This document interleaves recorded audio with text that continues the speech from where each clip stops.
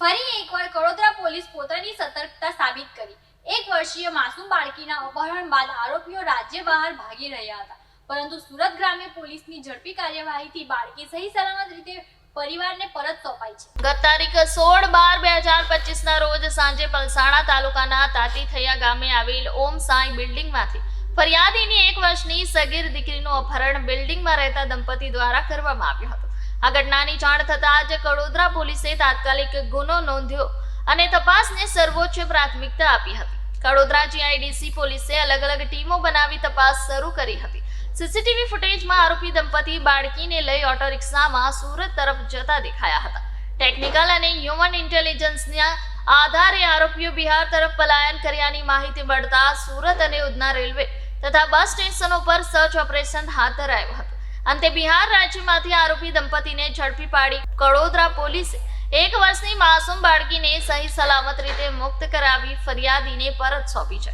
પૂછપરછમાં આરોપીઓએ પોતાની નિસંતાન હોવાથી બાળક મેળવવા અપહરણ કર્યું હોવાનું કબૂલ્યું છે। કડોદરા પોલીસ, એલસીબી અને સુરત ગ્રામ્ય પોલીસની ઝડપી કાર્યવાહીથી એક પરિવારની ખુશી પાછી ફરી છે।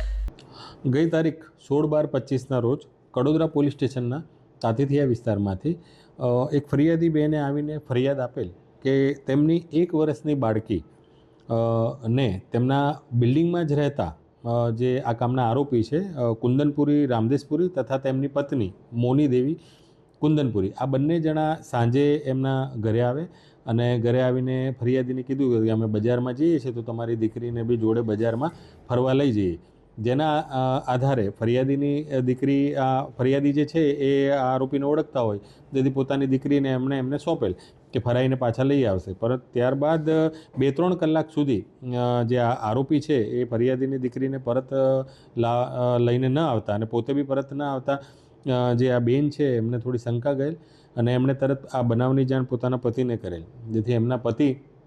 જેઓ નોકરી પર હતા ત્યાંથી તાત્કાલિક તેઓ ઘરે આવેલ અને ઘરે આવીને આ જે કુંદનપુરીને મોની દેવી જ્યાં રહે છે ઉપર બિલ્ડિંગમાં તેમના ઘરે તપાસ કરેલ તો એમનું ઘર બંધ મળેલ અને ત્યારબાદ એને ફોનથી સંપર્ક કરવાનો બી પ્રયત્ન કરેલ, જે મોબાઈલ બી સ્વિચ ઓફ આવેલ, જેથી તેમને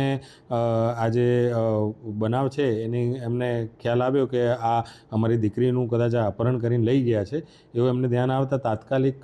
એ લોકો પોલીસ સ્ટેશન આવેલ ને પોલીસ સ્ટેશનમાં આવીને આ બાબતની જાણ કરેલ,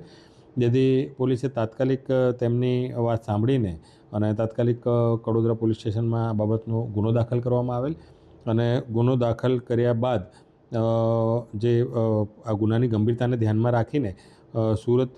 રેન્જ આઈજીપી શ્રી પ્રેમવીરસિંહ સાહેબ તથા સુરત જિલ્લા પોલીસ અધિક્ષક શ્રી રાજેશ ગઢિયા સાહેબના માર્ગદર્શનમાં